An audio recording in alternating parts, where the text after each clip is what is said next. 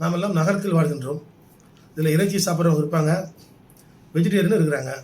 இப்போ இந்த நான் வெஜிடேரியன் இருக்காங்க இல்லையா, அவங்களுக்கான ஆட்டுக்கறி, மாட்டுக்கறி அல்லது வந்து கோழிக்கறி போன்ற பீஃப், மட்டன், சிக்கன், ஃபிஷ் போன்றவையெல்லாம் அவங்களுக்கு வேணும்.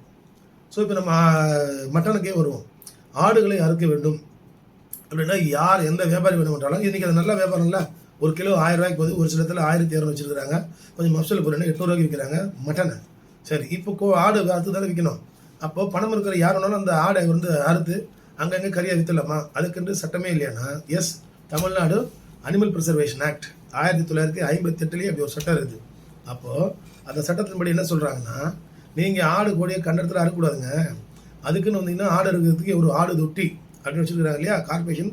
அதற்கென்று ஒரு உள்துறை அதிகாரம் பெற்றவர் வந்து பார்த்தீங்கன்னா உள்ளே வந்து ஒரு பஞ்சாயத்து போர்டோ இல்லை ஒரு கார்பரேஷனோ உங்களுக்கு அதற்கென்று ஒரு இடத்தை ஒதுக்கி இருக்க வேண்டும். ஒன்று இடம் மட்டும் ஒதுக்குனா போதுமா அப்படி என்றால் அந்த ஹெல்த் டிபார்ட்மெண்ட்டில் அந்த உள்துறை இதில் இருக்கக்கூடிய முனிசிபல் இருக்கக்கூடிய ஹெல்த் டிபார்ட்மெண்ட் இருக்கக்கூடியவர்கள் எந்த வந்து ஒரு விலங்கை வந்து நீங்கள் அறுத்து உணவாக மற்றவங்களுக்கு கறியாக விற்கணும் அப்படின்னு இருக்காங்களோ அவங்க வந்து அதை செக் பண்ணணும். செக் பண்ணி வந்து சீல் போடணும்.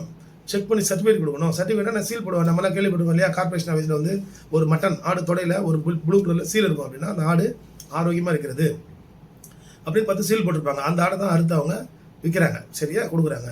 சரி சார், இதெல்லாம் பண்ணல, நான் வந்து கண்ட இடத்துல போய்ட்டு ஆடை வந்து பலியிட முடியுமா? ஆடை வந்து அறுக்க முடியுமா? அறுத்து கறி விற்க முடியுமா? அல்லது நோய்பட்டு இருக்கக்கூடிய ஒரு ஆடை வந்து அறுத்து பொதுமக்களுக்கு விற்க முடியுமா? இதெல்லாம் பண்ணால் எனக்கு என்ன தண்டனை அப்படின்னா, அதாவது அந்தந்த இடங்கள் வந்து ஒரு கார்பரேஷன் ஒதுக்கி தந்துக்கிட்ட இடத்தில் தான் நீங்கள் வந்து ஒரு ஆடை வந்து அறுத்து கறியை விற்க வேண்டும். அடுத்தது பார்த்தீங்கன்னா, அந்த ஒரு ஆடு நீங்கள் அறுத்து கறியாக கொடுக்கக்கூடிய ஒரு ஆடு நோய்வாய்ப்பட்டு இருப்பது நிரூபணமானால் இந்த செயலை செய்தவருக்கு 3 வருட ஜெயில் தண்டனை வந்து இந்த அனிமல் ப்ரிசர்வேஷன் ஆக்டில் 3 வருஷம் வரைக்கும் உங்களுக்கு ஜெயில் தண்டனை உண்டு. ஆகவே ஒரு ஆரோக்கியமான ஒரு விலங்கை தான் நீங்கள் வந்து கொன்று உணவை வந்து அதோட கறியை வந்து சப்ளை செய்ய வேண்டும் என்பதுதான் சட்டம்.